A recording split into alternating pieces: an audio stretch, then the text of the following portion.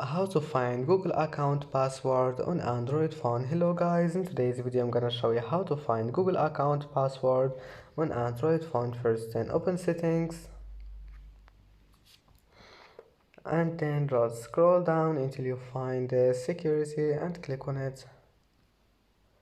And here we'll find the password vault. Click on it and type your password here. And as you see here, we'll find your accounts, and that's it. Just select any account you want and click on it, and then you can find your password, and that's it.